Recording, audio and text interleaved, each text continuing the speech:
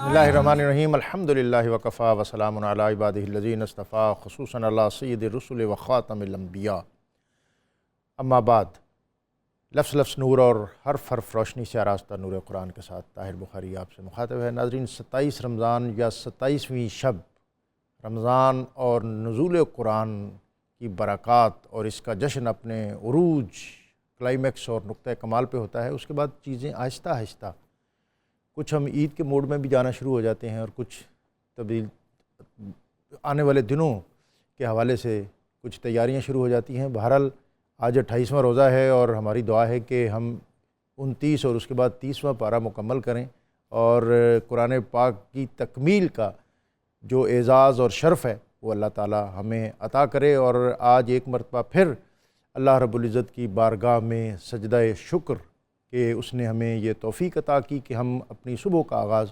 قرآن پاک کی بابرکت آیات سے کر رہے ہیں۔ آج 28واں روزہ ہے اور 28ویں پارے کی آیات اور صورتیں ہمارے پیش نظر ہیں۔ مدینہ منورہ میں یہ صورت جس کا آغاز 28ویں پارے سے ہو رہا ہے، سورہ مجادلہ۔ مجادلہ کہتے ہیں بحث اور تکرار کو، اردو میں بھی عام طور پر یہ لفظ استعمال ہوتا ہے، اور گمان یہی ہے یا غالب خیال یہی ہے کہ یہ صورت جو ہے یہ غزوہ احد کے بعد نازل ہوئی۔ نبی اکرم رسول محتشم صلی اللہ علیہ وآلہ وسلم، آپ کی صحابیہ خولہ بنت صامت، یہ ان کا تعلق انصار کے ساتھ تھا اور ان کے شوہر اوس بن صامت، ان کی شادی ہوئی اور زندگی کا طویل عرصہ اکٹھے گزرا۔ اوس بن صامت بڑھاپے کی وجہ سے ان کی طبیعت میں کچھ چڑچڑاپن آ گیا، غصے میں رہنے لگے اور زندگی جو کہ ایک خوشگوار پیرائے میں اپنا سفر آگے بڑھا رہی تھی اس میں تلخیاں کچھ نمایاں ہونے لگیں، یہاں تک کہ ایک دن اوس بن صامت نے اپنی اہلیہ خولہ بنت ثعلبہ کو عرب کے اس قدیم طریقے کے مطابق جس کو وہ زہار کہتے ہیں علیحدگی اختیار کر لی۔ عرب کے اندر یہ روایت تھی اور ان کا کلچر تھا کہ وہ اگر اپنی اہلیہ کو، اپنی بیوی کو انت علیہ کا ظہری امی، کہ تم میرے لیے اسی طرح ہو جس طرح میری ماں کی پشت، تو یہ زہار سے تعبیر ہوتا تھا اور اس سے میاں بیوی کا تعلق منقطع ہو جاتا تھا۔ اوس بن صامت اور خولہ بنت ثعلبہ، ان کی علیحدگی ہو گئی اور خولہ بنت ثعلبہ نبی اکرم رسول محتشم صلی اللہ علیہ وسلم کی خدمت میں اپنی فریاد لے کر حاضر ہوئیں۔ عرض کی، یا رسول اللہ، میں جوان تھی، میرے پاس مال تھا اور زندگی کا جو بھرپور دورانیہ تھا وہ میں نے اپنے شوہر اوس بن صامت کے ساتھ صرف کر دیا۔ میری جوانی چلی گئی، دولت ضائع ہو گئی، اور عمر کے اس حصے میں جب کہ مجھے اس کی رفاقت کی سب سے زیادہ ضرورت تھی، اس نے میرے سے علیحدگی اختیار کر لی۔ اور یا رسول اللہ، مجھے اپنے سے بھی بڑھ کر اپنے ان بچوں کی فکر ہے کہ اگر میں ان کو ان کے والد کے پاس چھوڑتی ہوں تو وہ ضائع ہو جائیں گے، اور اگر میں اپنے ساتھ رکھتی ہوں تو میرے پاس فاقہ ہے، میں غریب ہوں، میں ان کی صحیح کفالت نہیں کر سکوں گی۔ نبی اکرم رسول محتشم صلی اللہ علیہ وآلہ وسلم نے اس کو صبر اور اللہ کے احکام کا انتظار کرنے کی ہدایت فرمائی۔ خولہ صبح و شام بارگاہ رسالت مآب صلی اللہ علیہ وسلم میں حاضر ہوتی، اور وہ یہاں حاضر نہ ہوتی تو اور پھر کہاں جاتی۔ صحابہ اکرام رضوان اللہ علیہم اجمعین، ان کا عقیدہ، ان کا خیال اور ان کی عقیدت ہی یہ تھی کہ ہمارے ہر درد اور دکھ کا مداوع بارگاہ رسالت مآب صلی اللہ علیہ وسلم سے عطا ہوگا۔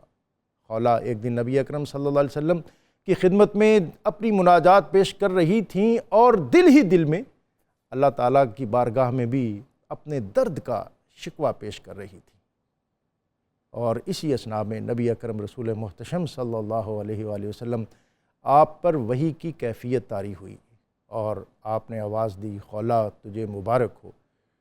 قرآن پاک کا 28واں پارہ اس خوبصورت پیرائے سے شروع ہو رہا ہے۔ قد سمع اللہ قول التی تجادلک فی زوجہا، کہ سن لی اس عورت کی بات اللہ تعالیٰ نے۔ یہ کون عورت اور یہ کون سا معاشرہ جہاں عورت کو پسماندہ اور قابل اعتناء ہی نہیں جانا جاتا تھا، آج اس دین نے، نبی اکرم رسول محتشم صلی اللہ علیہ وآلہ وسلم کے لائے ہوئے نظام نے اس عورت کو اتنی رفعت، عظمت اور برکت عطا کی کہ فضاؤں کو چیرتی ہوئی اس کی بات اور اس کی ندا اور اس کی صدا اللہ کی بارگاہ میں پہنچ گئی، اور قرآن پاک کی باقاعدہ اس پر آیات نازل ہو گئیں۔ نبی اکرم رسول محتشم صلی اللہ علیہ وآلہ وسلم نے فرمایا کہ اللہ تعالیٰ نے تیرے معاملے کا فیصلہ کر دیا اور اپنے شوہر کو بلاؤ۔ اوس بن صامت نبی اکرم صلی اللہ علیہ وسلم کی خدمت میں حاضر ہوئے۔ آپ نے فرمایا کہ تم ایک غلام آزاد کرو تاکہ تمہاری جو کوتاہی ہے اس کا ازالہ ہو، اس کا کفارہ ادا ہو، اور تم دوبارہ اپنی خوشگوار زندگی اس کا آغاز کر سکو۔ اس نے عرض کی یا رسول اللہ میں تو از خود نادار آدمی ہوں، میرے پاس غلام کہاں۔ اللہ اکبر۔ نبی اکرم صلی اللہ علیہ وسلم نے فرمایا پھر 60 دنوں کے روزے رکھو۔ یا رسول اللہ ایک دن میں 3 دفعہ کھانا نہ کھاؤں تو مجھے اپنی بینائی کے زائل ہونے کا اندیشہ ہونے لگتا ہے۔ فرمایا پھر 60 مسکینوں کو کھانا کھلاؤ۔ یا رسول اللہ نادار ہوں، جیب میں تو پیسہ ہی نہیں ہے۔ سبحان اللہ۔ 15 درہم اپنی جیب سے اس کو ادا کرتے ہوئے نبی اکرم صلی اللہ علیہ وسلم نے فرمایا جاؤ مدینہ کے مسکینوں کو کھانا کھلاؤ اور تمہارا کفارہ ادا ہو گیا، اور اس کے بعد تم اپنی خوشگوار زندگی کی طرف واپس لوٹ جاؤ۔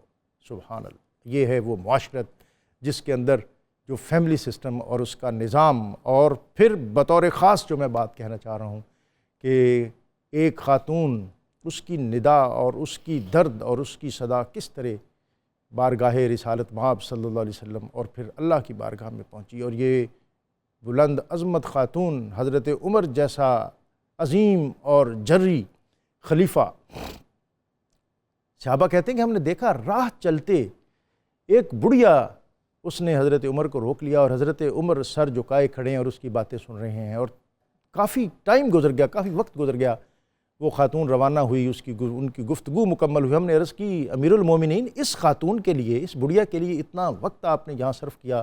فرمایا تجھے پتہ نہیں ہے کہ یہ وہ خاتون ہے جس کی صدا اللہ تعالیٰ نے عرش پر سن لی۔ عمر کون ہوتا ہے اس کی بات کو اگنور کرنے والا، نظر انداز کرنے والا؟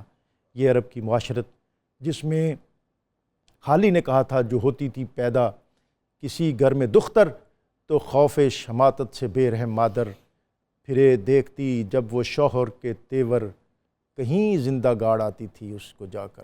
جہاں بچیوں کو زندہ درگور کر دیا جاتا تھا، عورتوں کو وراثت کے حق سے محروم کر دیا جاتا تھا، اور دنیا کے اندر اس وقت بعض اوقات بعض معاشروں میں ایون گریکز اور رومن بھی عورت کو ذی روح اور انسان کا درجہ دینے کے بارے میں بھی متردد تھے۔ تو ان حالات اور پس منظر میں اسلام اور نبی اکرم رسول محتشم صلی اللہ علیہ وآلہ وسلم آپ کے دین نے عورت کو اس سوسائٹی میں، نہ صرف اس سوسائٹی میں بلکہ پوری دنیا میں وہ عزت، عظمت اور رفعت عطا کی۔ 28ویں پارے کے مضامین بہت اہم صورتیں ہیں، ان سے ہم آج اکتساب فیض کریں گے، اور ہمیشہ کی طرح ہمارے ساتھ بہت معروف اور معتبر مفتی محمد فاروق القادری صاحب، مفتی خلیل احمد یوسفی صاحب، اور اللہ رب العزت کی بارگاہ میں حمد کا نذرانہ پیش کرنے کے لیے ارشد شریف نقشبندی صاحب۔ ان کی طرف جانے سے قبل ہمیشہ کی طرح اسماء الحسنہ میں سے ایک اسم مبارک الصمد، بے نیاز، اس اسم مبارک کی برکت یہ ہے کہ جو شخص اس اسم کی کثرت سے تلاوت کرے، اس کا ورد کرے، اللہ تعالیٰ اس کے تمام معاملات میں سہولت اور آسانی پیدا فرما دیتا ہے۔ حضرت سے مجادلہ اور پھر بطور خاص اس کی آیت 8 اور اس میں گفتگو کے آداب اور یہودیوں کی سازش اور سلام کا طریقہ۔ بسم اللہ الرحمن الرحیم۔ بہت خوبصورت آپ نے سورہ مجادلہ کا تعارف اور عورت کی عظمت اور عزت پر گفتگو فرمائی ہے۔ اس سورت کی آیت نمبر 8 اور 9 میں یہودیوں اور ان کے ساتھ کچھ منافقین مل کر جو رحمت کونین صلی اللہ علیہ وآلہ وسلم کے خلاف مشاورت کرتے تھے، اس پر ان دونوں آیات میں گفتگو کی گئی ہے۔ اللہ تعالیٰ نے فرمایا الم تر الی الذین نہوا عن النجوى ثم یعودون لما نہوا عنہ۔ پس منظر یہ ہے کہ یہودی اور منافقین بیٹھ کر مسلمانوں کے ساتھ گفتگو کر رہے ہوتے، اور پھر کچھ باتیں وہ سرگوشی میں کرتے، ایک دوسرے کے قریب ہو جاتے اور خسر پھسر کرتے، اور مسلمانوں کو دیکھ کر ہنستے اور اشارے کرتے۔ مقصد یہ ہوتا کہ مسلمان یہ سمجھیں کہ ہم ان کے بارے میں بات کر رہے ہیں اور ایسی بات کر رہے ہیں کہ جو ان کے اگینسٹ ہے اور اس سے وہ تکلیف اور اذیت فیل کریں۔ مسلمان یہ سب دیکھتے انہیں بڑی وحشت ہوتی۔ انہوں نے اللہ کے رسول کی خدمت میں یہ بات بتائی کہ ان لوگوں نے اپنی عادت اور وتیرہ بنا لیا ہے کہ ہمیں جان بوجھ کر تنگ کرنے کے لیے، اذیت دینے کے لیے اس طرح کرتے ہیں۔ اللہ کے رسول صلی اللہ علیہ وسلم نے جو بظاہر کلمہ پڑھنے والے مسلمان تھے، منافقین، ان کو سمجھایا کہ آپ ایسے نہ کیا کریں۔ انہوں نے کہا ٹھیک ہے جناب، نہیں کریں گے، لیکن وہ باز نہیں آئے، وہ ایسا ہی کرتے رہتے۔ جب بھی یہودیوں سے ملتے، مسلمانوں کو دیکھ کر دانستہ اور عمدن یہی طریقہ اختیار کرتے۔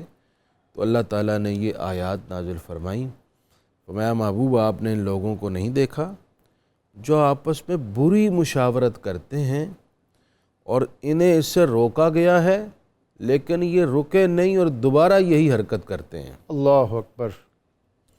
اچھا، پھر انہوں نے ایک اور کام کیا کیا۔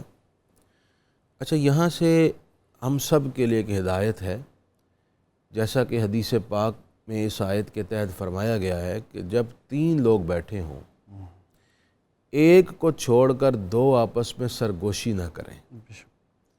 دیکھیں اللہ کے رسول کس طرح ہر شخص کی عزت نفس کو تحفظ دیتے ہیں۔ سبحان اللہ، کتنا خوبصورت دین، اور یہ دین فطری اسلام بات ہے کہ اگر یہ احکام اور آیت آپ کے پیش نظر نہ بھی ہو، اور اگر اس طرح کی سچویشن کا آپ کو سامنا ہو تو آپ کی طبیعت پر یقیناً ناگواری آئے گی، دل پر بڑا گراں گزرتا ہے، اور بندہ اس سوچ میں ڈوب جاتا ہے کہ یہ دونوں کیا بات کر رہے ہیں، اور ہو نہ ہو یہ میرے بارے میں ہی ہو، یہ مجھ سے چھپا کر کر رہے ہیں، اس کا مطلب ہے کہ میرے بارے میں کر رہے ہیں۔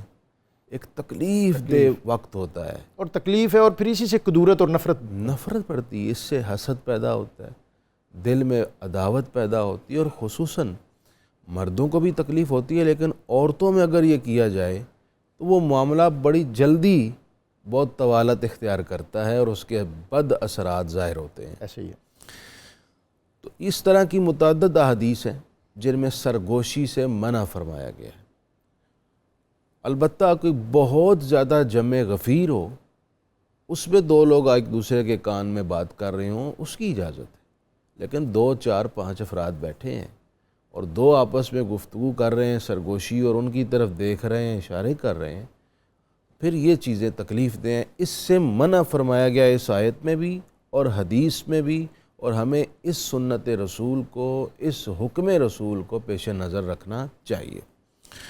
دوسرا، یہودیوں نے جو انتہائی نازیبا اور گستاخانہ عمل کیا، قرآن کہتا ہے وَإِذَا جَاءُوكَ حَيَّوْكَ بِمَا لَمْ يُحَيِّكَ بِهِ اللَّهُ وَيَقُولُونَ فِي أَنفُسِهِمْ لَوْلَا يُعَذِّبُنَا اللَّهُ بِمَا نَقُولُ، وہ حضور کی خدمت میں آتے اور آ کر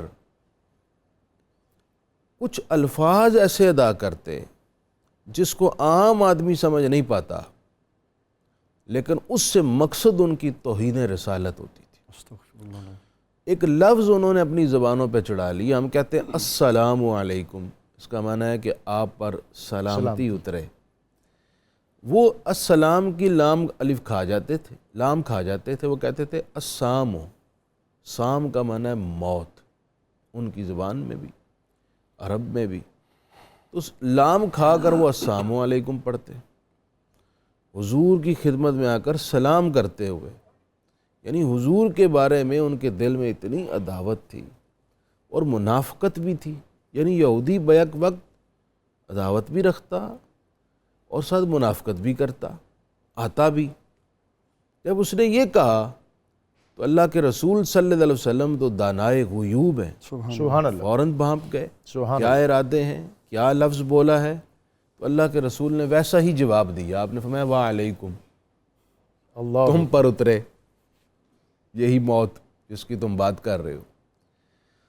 اچھا، لیکن اللہ کے رسول صلی اللہ علیہ وسلم اس کے ساتھ ساتھ حکمت اور دانائی کا راستہ اختیار فرماتے تھے۔ اندر آواز سن لی حضرت ام المومنین سید عائشہ صدیقہ سلام اللہ علیہ، اللہ اکبر، اللہ اکبر۔ بحیثیت کلمہ گوئے پیغمبر، بحیثیت امتی، ان کو یہ برداشت نہیں ہوا۔ اہلیہ بھی ہیں، ام المومنین بھی ہیں اور امتی بھی ہیں، وہ کیسے برداشت کر سکتی تھیں کہ کوئی شخص اللہ کے حبیب کے بارے میں ایسا لفظ بولے؟ آپ کے جذبات مچل گئے، جلال میں آ گئی، اور آپ نے کہا کہ اللہ کی تم پر لعنت ہو، تم یہ الفاظ کہہ رہے ہو؟ تو رسول اللہ صلی اللہ علیہ وسلم نے حضرت عائشہ صدیقہ کو روکا کہ عائشہ آپ رک جائیے۔ پھر سرکار دو عالم صلی اللہ علیہ وسلم نے فرمایا کہ عائشہ آپ نرمی اختیار کریں، جو جواب بنتا تھا میں پہلے ہی دے آیا ہوں، سبحان اللہ۔ سبحان اللہ۔ السلام علیکم کا جواب میں وعلیکم سے دے آیا ہوں۔ اچھا، اب یہاں پر نا یہودی اور منافق بیٹھ کر ہنستے، یہ الفاظ کہہ کے نا آپس میں کہتے تھے کہ ہمیں آج پتہ لگ گیا یہ اللہ کے سچے نبی نہیں ہیں۔ کیوں؟ کہتے ہیں کہ ہم نے اتنی ان کی بے ادبی، گستاخی، احانت کی، اللہ کے سچے نبی ہوتے تو عذاب آ جاتا۔ جیسے کچھ لوگ بے ادبیاں کرتے ہیں، گستاخیاں کرتے ہیں نیکوں اور صالحین کی، اور بعد میں کہتے ہیں کہ ہم صحیح راستے پر، اللہ ان کو ڈھیل دیتا ہے۔ عذاب کا نہ آنا بندے کو اس خوش فہمی میں مبتلا کر دیتا ہے کہ میں جو کر رہا ہوں وہی درست راستہ اور طریقہ ہے۔ تو اللہ تعالیٰ نے اس کا جواب دیا یہاں پہ۔ میں یہ کہتے ہیں لولا یعذبون اللہ، ہم پر اللہ عذاب کیوں نہیں اتار رہا؟ میں حسبنہم جہنم، تمہارے لیے جہنم کافی نہیں ہے؟ اللہ اکبر۔ یصلونہا، تمہیں وہاں پھینکا جائے گا، فبئس المصیر، اور اس سے بری جگہ ہے ہی کوئی نہیں۔ دنیا میں اگر اللہ عذاب دینے میں تاخیر کر رہا ہے تو اس نے رسی یوں ہی ڈھیلی نہیں چھوڑی، کوئی اس کی حکمت ہے۔ جب وہ وقت پورا ہوگا، اس کی حکمت پوری ہوگی، دنیا میں بھی پکڑ میں آؤ گے اور آخر میں تو عذاب ہے ہی ہے۔ آیت 11، جی بسم اللہ۔ تفسحوا فی المجالس، مسلمانوں کی تعظیم، اہل علم کا مقام اور مجلس کے آداب۔ بسم اللہ والصلاۃ والسلام علی رسول اللہ۔ اللہ تعالیٰ جل جلالہ نے اس آیت مبارکہ میں دو باتیں ارشاد فرمائیں۔ یا ایھا الذین آمنوا اذا قیل لکم تفسحوا فی المجالس فافسحوا یفسح اللہ لکم۔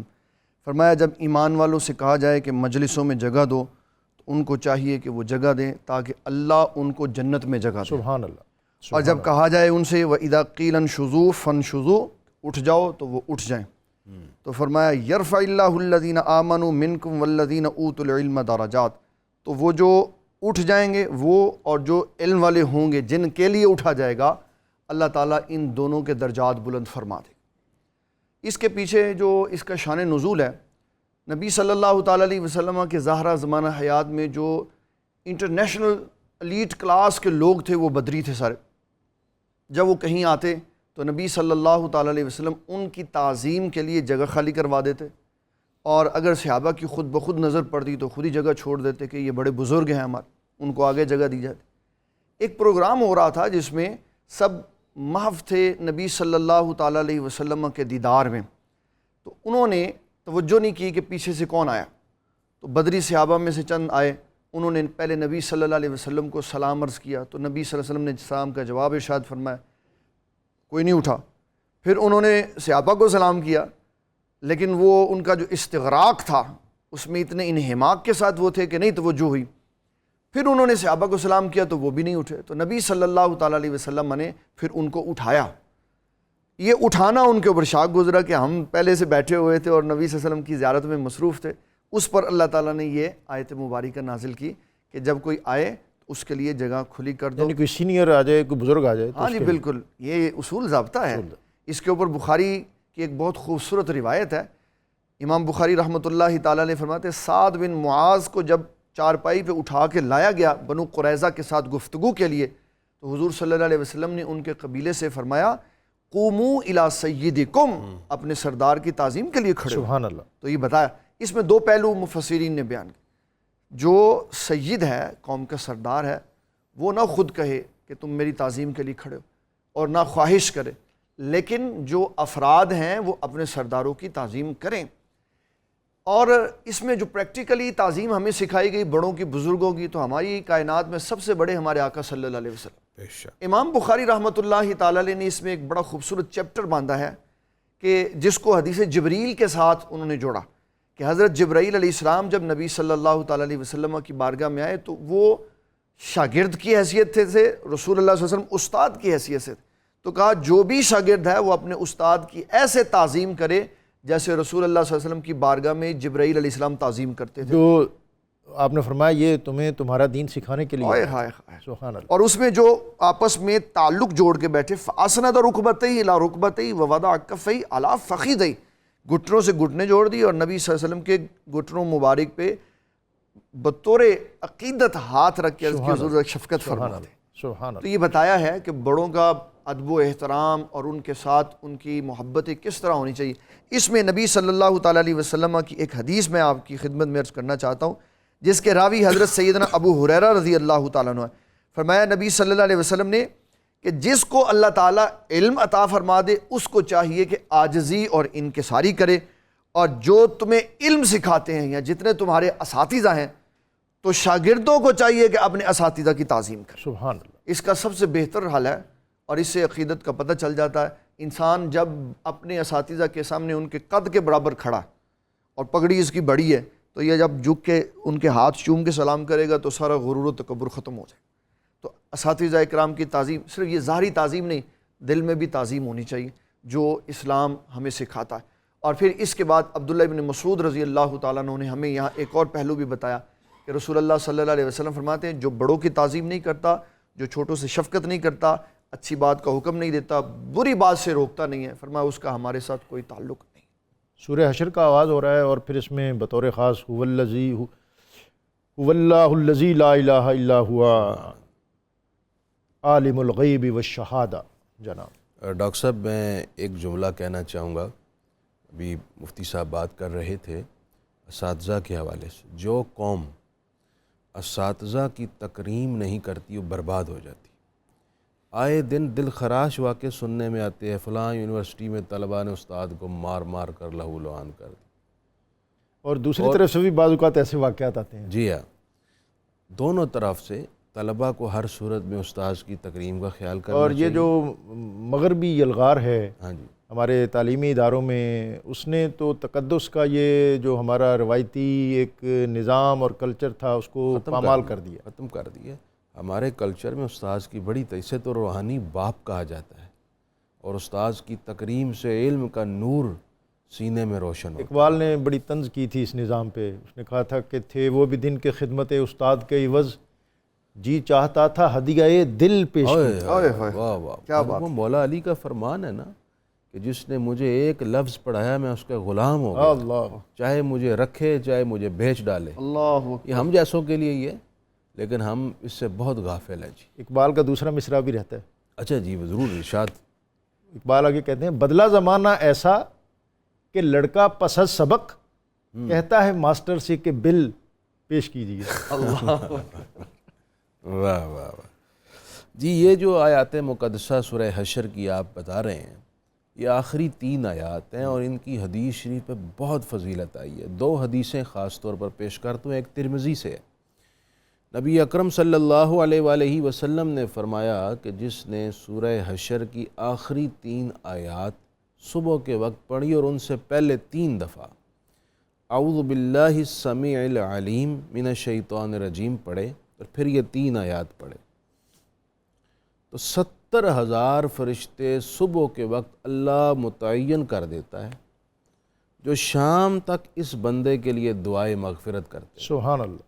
اور اس پورے دن میں اگر اس بندے کا انتقال ہو گیا تو اسے شہادت کا رتبہ دیا جاتا ہے اور اس کی بخشش کا اعلان کر دیا جاتا ہے۔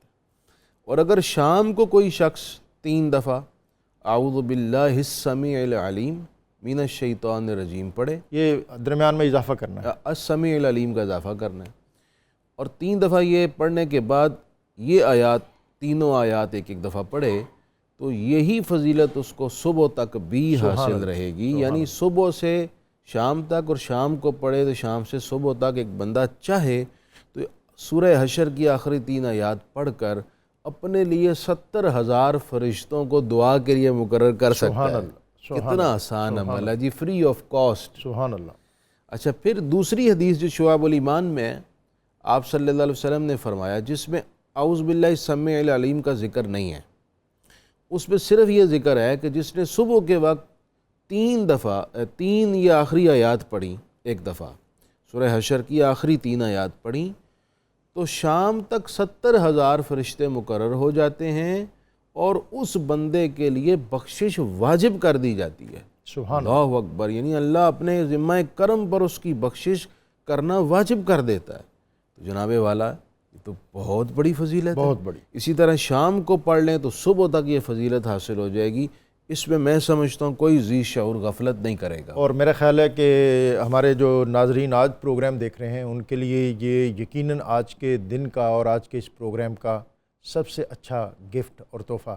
اور لوگ حضرت مفتی صاحب کا انتظار بھی اسی لیے کرتے ہیں کہ وہ اپنی گفتگو سے کچھ ایسا زیادہ سفر ضرور عطا کرتے ہیں جس میں زندگی کے راستے آسان ہو جائیں. یہاں وقت ہے ایک بریک کا، بریک سے واپس آئیں گے تو 28ویں پارے کے مضامین سے مزید اکتساب علم کریں گے.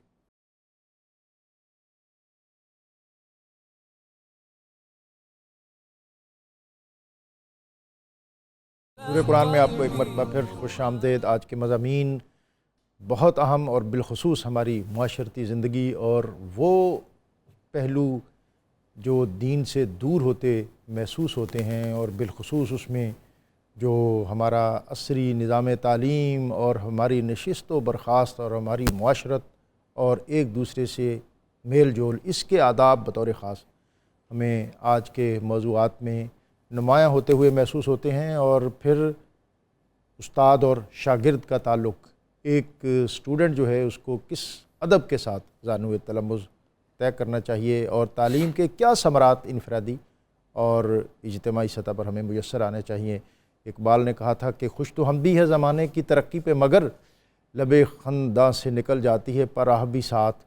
ہم سمجھتے تھے کہ لائے گی فراغت تعلیم، کیا خبر تھی کہ چلا آئے گا الہاد بھی ساتھ. آج ہمارے بڑے المیے ہیں کہ ہم جن اداروں میں، جن کالجوں، اسکولوں اور یونیورسٹیوں میں اپنے بچوں کو اچھی تعلیم اور تربیت کے لیے بھیجتے ہیں، ہم ان کے سلیبس سے، ان کے نظام سے، ان کی تعلیم سے، ان کے کلچر سے بالکل بے بہرہ ہیں. اور بہت پہلے اکبر الہآبادی نے بھی کہا تھا کہ تم شوق سے کالج میں پڑھو، پارک میں پھولو، لازم ہے غباروں پہ اڑو، چرخ پہ جھولو، بس ایک سخن بندہ عاجز کا رہے یاد، اللہ کو اور اپنی حقیقت کو نہ بھولو. علوم قرآن، علوم نبوت اور ماہ رمضان المبارک کے یہ شب و روز ہمیں اس امر کی طرف بطور خاص متوجہ کر رہے ہیں. سورہ ممتحنہ جناب. بسم اللہ الرحمن الرحیم. سورۃ ممتحنہ کی آیت نمبر 8 اور 9 میں اللہ تبارک و تعالیٰ نے 2 اصول اور ضابطے بیان کیے ہیں. پہلی آیت میں ارشاد فرمایا لا ینہاکم اللہ عن الذین لم یقاتلوکم فی الدین ولم یخرجوکم من دیارکم ان تبروہم وتقسطوا الیہم. اللہ تعالیٰ نے منع نہیں فرمایا تمہیں ان لوگوں کے ساتھ تجارت کرنے پر اور ان کے ساتھ انصاف کرنے پر جنہوں نے نہ تمہارے ساتھ قتال کیا اور نہ تمہیں تمہارے گھروں سے نکالا. اور منع کیا اگلی آیت میں، اللہ نے منع کیا ان کے ساتھ تجارت کرنے پر جنہوں نے تمہارے ساتھ قتال بھی کیا اور تمہیں تمہارے گھروں سے بھی نکالا. ان 2 آیتوں کے تحت جو اصول اور ضابطے بیان کیے گئے وہ یہ کہ کافروں سے تجارت کرتے ہوئے سب سے پہلی بات یہ خیال رکھنی ہے کہ ان کے ساتھ قلبی میلان اور محبت نہیں ہونی چاہیے، یہ بالکل جائز نہیں. نمبر 2، اس تجارت میں سراسر فائدہ کافروں کا بھی نہیں ہونا چاہیے، یہ بھی جائز نہیں. اس درجے پہ آ کے ان کے ساتھ تجارت کرنا کہ ان کے بندوں کو اگر کچھ فائدہ ہو رہا ہو تو مسلمانوں کو نقصان نہ ہو، یہ جائز ہے. تیسری صورت یہ ہے کہ جنگی مفادات، معاشرتی تدبر کے لیے کہ ہمارے ساتھ دوبارہ تعلقات کی خرابی کی وجہ سے مسلمان آزمائش میں نہ آ جائیں اور پھر اس تجارت سے فائدہ بھی مسلمانوں کو ہو، تو اس صورت میں غیر مسلموں کے ساتھ تجارت کرنا جائز ہے. غیر مسلموں کے ساتھ، اور ہمارے آئین پاکستان میں یہ لکھا ہے کہ آپ ہر اس کے ساتھ تجارت کر سکتے ہیں جس کے ساتھ آپ کا امن معاہدہ ہے، اور پوری دنیا میں ایک ملک کے علاوہ ہمارا ہر ایک کے ساتھ امن معاہدہ ہے، تو ہر ایک کے ساتھ ہمارا تجارت کرنا درست ہے جب تک کہ ان کی طرف سے زیادتی نہ کی جائے۔ نبی صلی اللہ تعالیٰ علیہ وسلم کے ذرا زمانہ حیات میں اور آپ کے بعد بالخصوص حضرت سیدنا عمر بن خطاب رضی اللہ تعالیٰ عنہ کی حیات طیبہ میں اس بات کا بڑا ہمیں مسلمانوں کو سبق ملتا ہے کہ آپ افراد کی ڈیوٹی لگانے کے باوجود مارکیٹوں کا سروے کرتے تھے، تو لوگ کہتے تھے امیر المومنین آپ ہم پر اعتماد نہیں کرتے، آپ فرماتے تھے تمہارا جانا اور ہے، میں اور نظر سے دیکھتا ہوں۔ تو کہا ہمیں بھی تو بتائیں آپ کیا دیکھتے؟ فرمایا میں یہ دیکھنے کے لیے جاتا ہوں کہیں ہمارے بازاروں میں ہماری معیشت پہ یہود و نصارہ تو غالب نہیں آ رہا۔ اللہ اکبر۔ اب اس سے ہم موجودہ دور دیکھیں اپنا کہ ہم نے تو انڈسٹری ان کے حوالے کر دی ہوئی، تو جب ہم نے ان کے حوالے کر دیے پھر وہ جو چاہے وہ کرے، اور ہماری انڈسٹری جو خود نیچے چلی گئی اس کی وجہ یہی ہے کہ ہم نے اپنی پروڈکٹس نہیں بنائی، اپنا نظام نہیں چلایا، ہم نے اپنے آپ کو مشکلات میں نہیں ڈالا۔ جو قوم اپنے آپ کو تجارت میں مشکلات میں نہیں ڈالتی وہ تجارتی لیول میں پیچھے رہ جاتی ہے۔ ایک اور اس کی میں مثال دینا چاہتا ہوں، ایک موبائل کمپنی بند ہو گئی، ان سے پوچھا اس کے سی ای او سے کہ آپ کیوں اس کو بند کر رہے ہیں یا بیچ رہے ہیں؟ اس نے کہا میں زمانے کے تقاضے کے مطابق نہیں چل سکا۔ تو ہم اپنے آپ کو دیکھیں کہ ہم زمانے کے تقاضے کے مطابق تجارت کر رہے ہیں، ہم 100 سال پیچھے چلے گئے، کس لیے؟ ہم نے اسلام کے اصولوں کو چھوڑ دی۔ اسلام کیا کہتا تھا؟ اسلام یہ کہتا تھا کہ اپنی تجارت میں اپنی گرفت مضبوط رکھو، اور گرفت کے مضبوط رکھنے کے لیے میدان میں، مارکیٹ میں، دوسروں کی مارکیٹ تک خود رسائی کرنی ضروری ہے۔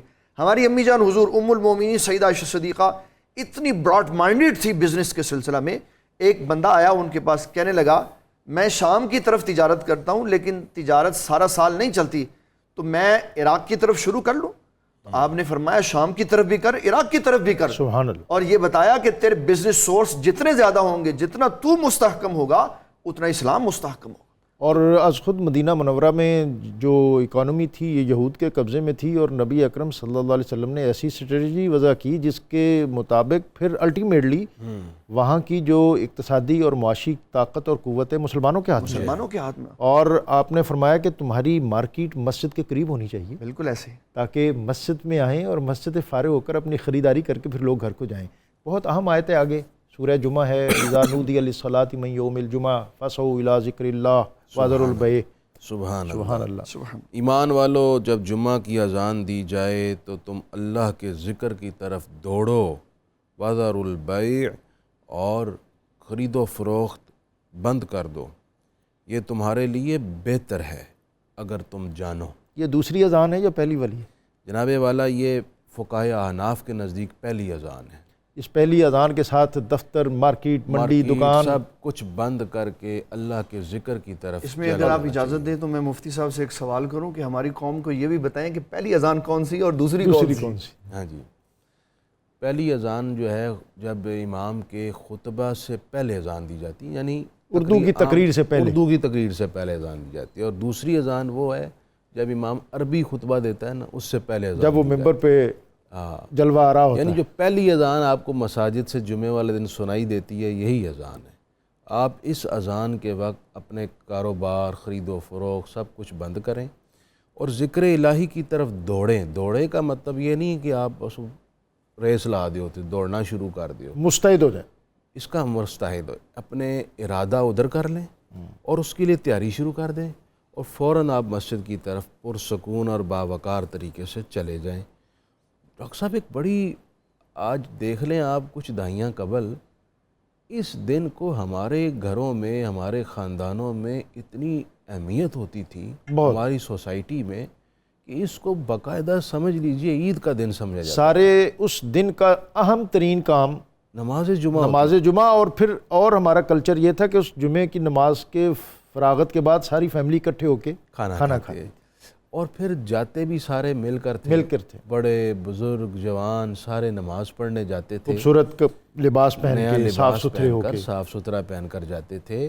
بڑا ایک پروٹوکول اور اہتمام ہوا کرتا تھا، اور اہم بات یہ کہ بڑے جلدی چلے جاتے تھے۔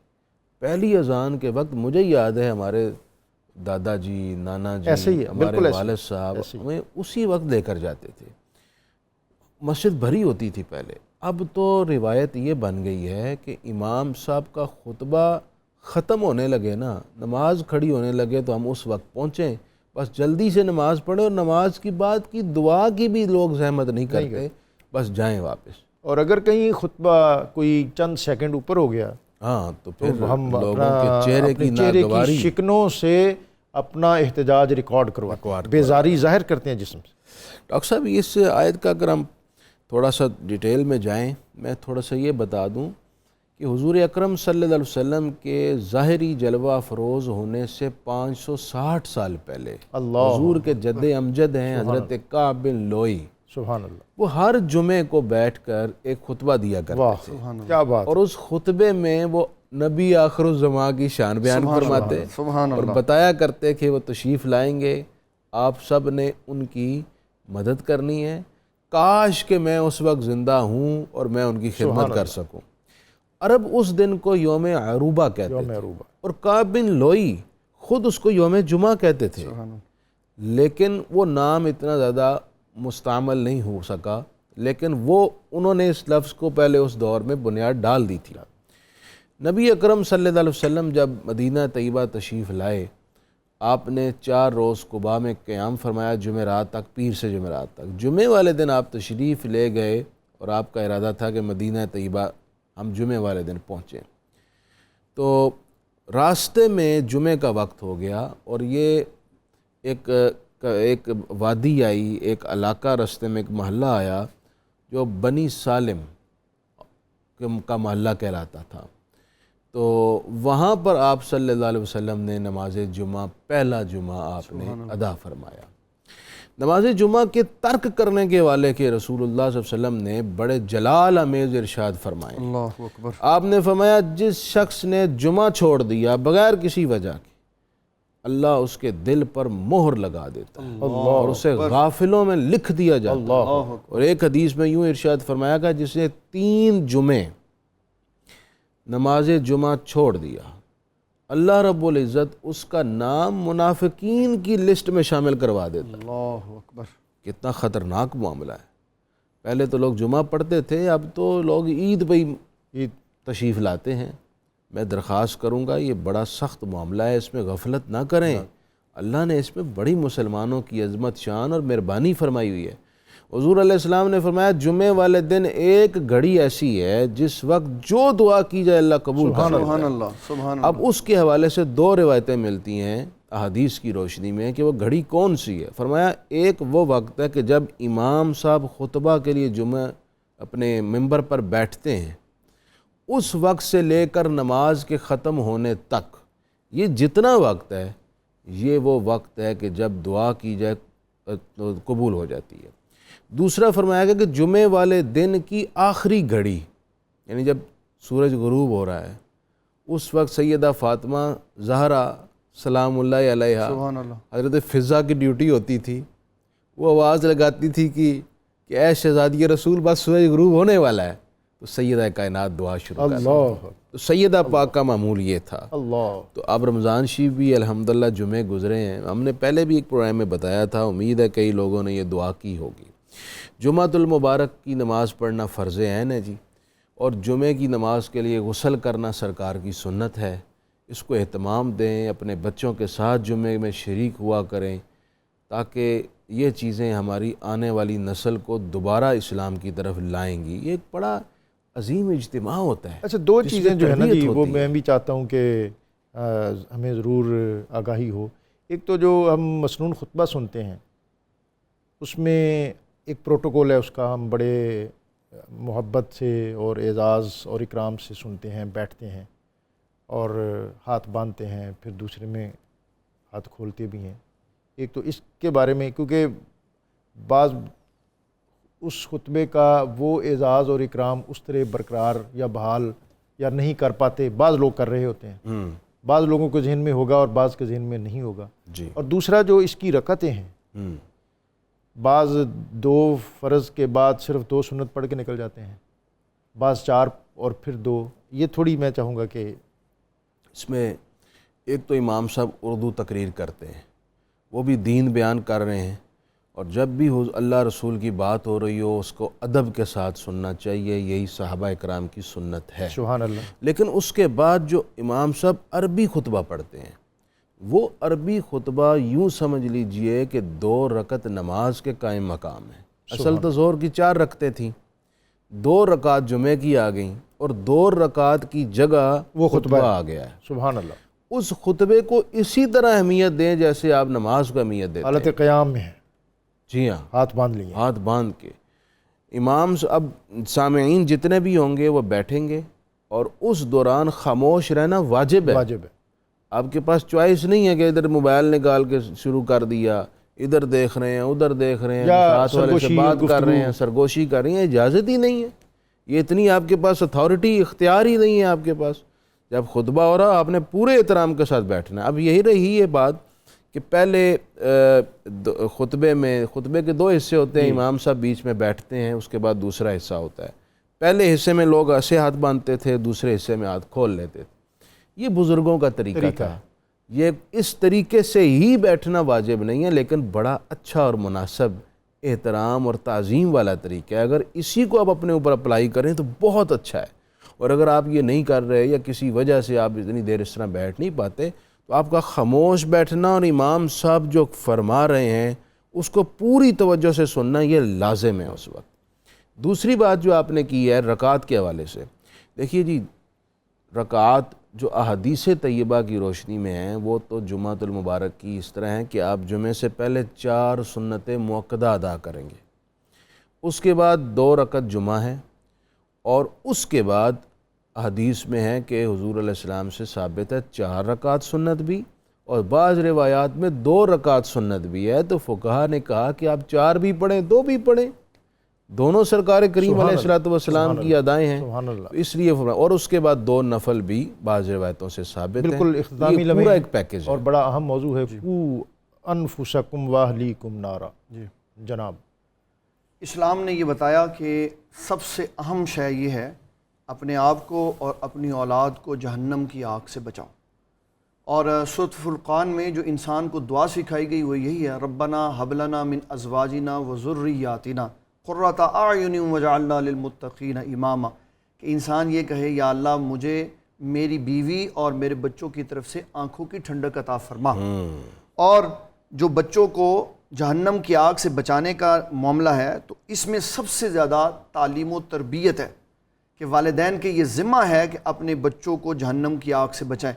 اسی لیے اسلام ہر حکم فرض ہونے کے بعد نافذ کرتا ہے، لیکن نماز ایک ایسی شے ہے کہ ابھی فرض نہیں ہوئی، تو کہا جب 7 سال کا بچہ ہو جائے تو تعلیم و تربیت یہ ہے کہ اس کو پیار سے نماز پڑھاؤ، اور جب وہ 10 سال کا ہو جائے پھر اس کو مار کے نماز پڑھاؤ، تاکہ اس کو یہ پتہ چلے کہ میں نے جب 11 سال میں 12 میں یا 13 میں یا 14 میں فرض ہونا ہے تو اس سے پہلے اس کی ہڈیوں میں نماز کی عادت پڑ چکی ہو۔ اور رسول اللہ صلی اللہ تعالیٰ علیہ وسلم کی ایک اور بھی خوبصورت حدیث اس موضوع پہ موجود ہے کہ آقا صلی اللہ علیہ وسلم نے فرمایا اپنی اولادوں سے تربیت کا عصا کبھی بھی نہیں اٹھاؤ۔ اس کا مطلب ہے کہ ماں باپ اولادوں کو دیکھے، اولادیں جتنی مرضی بڑی ہو جائیں ان کے اوپر تربیت کا عصا ضرور رکھنا چاہیے۔ اس کا سب سے بڑا اثر کیا ہوتا ہے کہ اولادیں باادب رہتی ہیں، اور تربیت کا عصا کب ختم ہو جاتا ہے؟ جب باپ اور بیٹے کے درمیان میں دوستی پیدا ہو جاتی ہے۔ اسلام نے باپ اور بیٹے کو دوست نہیں بنایا، اسلام نے باپ اور بیٹے کو ادب سکھایا کہ باپ کا درجہ بڑا ہے، بیٹے کا درجہ چھوٹا ہے۔ جب بیٹا جوان ہو جائے، باپ کے کندھے کے برابر ہو جائے، اس کو مشاورت میں شامل کرنے میں کوئی حرج نہیں ہے، لیکن دوستی اس طرح کی کہ بچپن ہی سے اس کو دوست بنا لیا، اس کے ناز نخرے اٹھائے، جب اس کی تربیت کا وقت آیا اب وہ بات مانتا ہی نہیں۔ یہ کیوں ہوا؟ یہ لاڈ پیار کی وجہ سے ہوا۔ ہمارے آقا صلی اللہ علیہ وسلم نے سیدنا امام حسن امام حسین سے جی بھر کے لاڈ کیا، لیکن تربیت ایسے کی کہ منہ سے کھجور بھی باہر نکال دی، کہا کہ یہ آل رسول کے لیے جائز نہیں ہے۔ اور پھر اس میں سب سے بڑھ کر بات کیا ہے کہ ماں باپ اپنے بچوں کے لیے وہ تربیت گاہ ہیں جو اللہ تبارک و تعالیٰ کی طرف سے رحمت ہے۔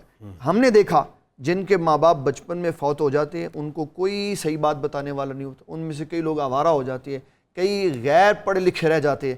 تو جن کے ماں باپ زندہ ہیں اور وہ تربیت کرتے ہیں تو یہ سب سے اہم ہے کہ اپنے بچوں کو کبھی بھی نہ اپنی گرفت سے باہر نکلنے دے۔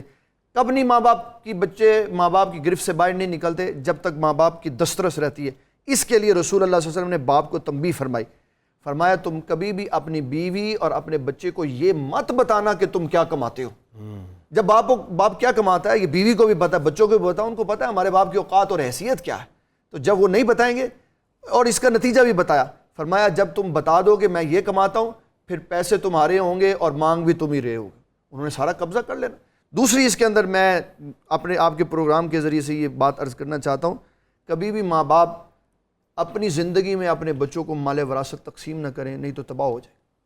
اور عملی زندگی میں ہم دیکھ رہے ہیں دیکھ رہے ہیں جب پیسے تقسیم ہو جاتے ہیں، بوڑھے بابا جی کے پاس کچھ نہیں رہتا تو سوائے رسوائی کے اور کچھ نہیں۔ تو اس میں بڑا غور و فکر کرنے والا ہے کہ اپنی بھی زندگیوں کو محفوظ رکھیں، اپنے آپ کو بھی جہنم کی آگ سے بچائیں، اپنی اولاد کو بھی بچائیں، اور اپنی اولاد کی تربیت کے حوالے سے وہ خطوط جو دین نے اور نبی اکرم رسول محمد صلی اللہ علیہ وآلہ وسلم نے ہمیں عطا کیے ان کو اختیار کریں، تاکہ ہمارے گھر جو ہیں ان میں آسودگی آسائش آئے، اور یہ آسودگی اور آسائش دین کے بغیر نہیں آ سکتی۔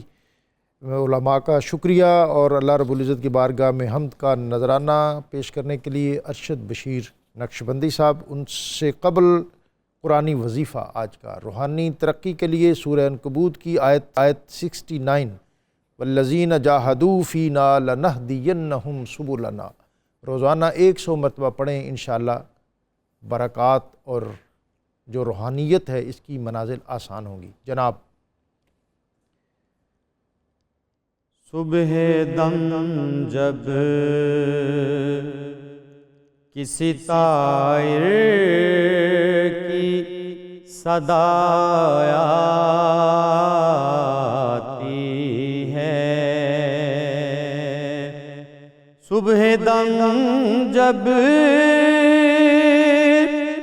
کسی طائر کی صدا آتی ہے،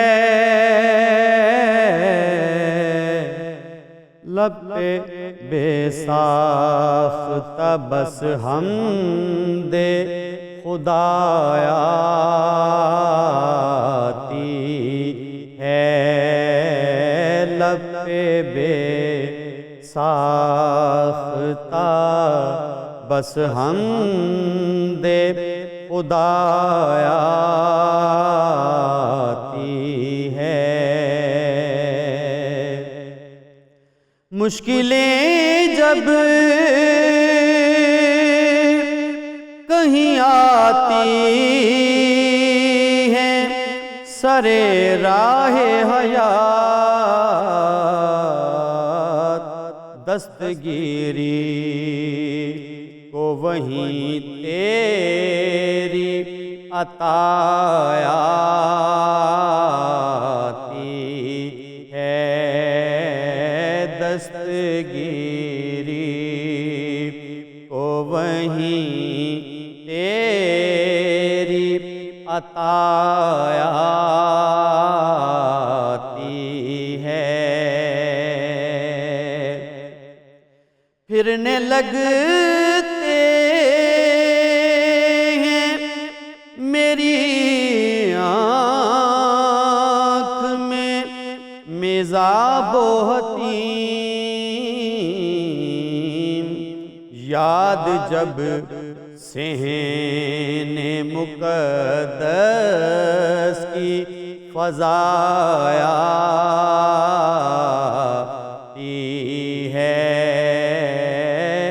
یاد جب صحن مقدس کی فضا آتی ہے۔ کوئی فن اور ہنر پاس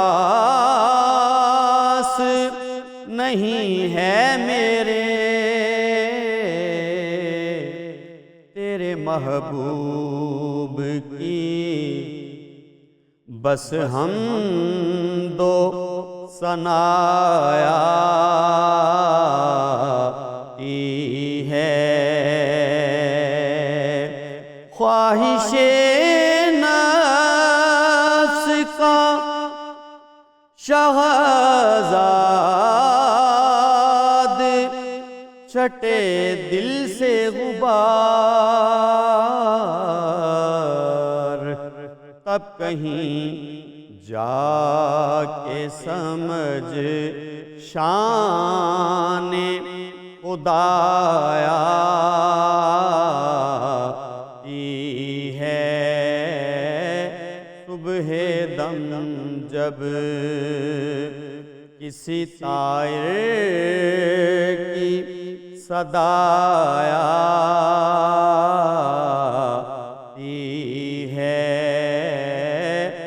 لب پہ بے ساختہ بس ہم دے خدا